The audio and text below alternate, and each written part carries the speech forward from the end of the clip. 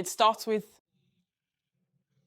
an analysis phase to determine what type of manager you are. So that was also interesting to be able to actually define ourselves and also to see, since we had to share the questionnaire with our team members, how others perceive us. What we're developing is mutual support among all the participants. A sense of trust was established from the very first day. That was the biggest trigger, I think, for the success and results of the Sablitashi Lab in my case. Then, asking ourselves on a daily basis, what are our tasks, where do we feel comfortable, and where do we feel we can still improve? And it's true that I was quite struck by that.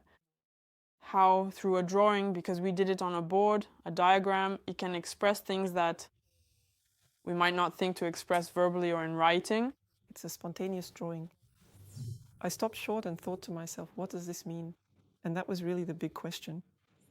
Then there was the part about career anchors, during which we were able to reflect on ultimately our own paths. There's someone listening to us and acting as a mirror. And for me, the big discovery, what was really surprising, the realization was that one of my career anchors, the main one was challenge.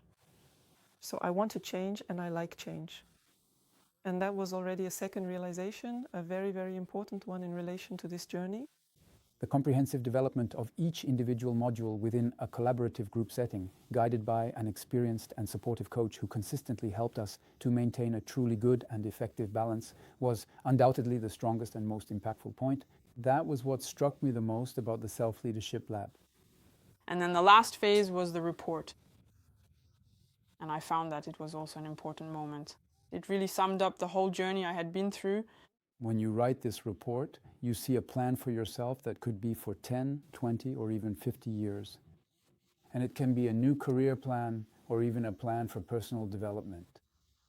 This report that you write for yourself is a guide that will help you in the coming years, even for the rest of your life.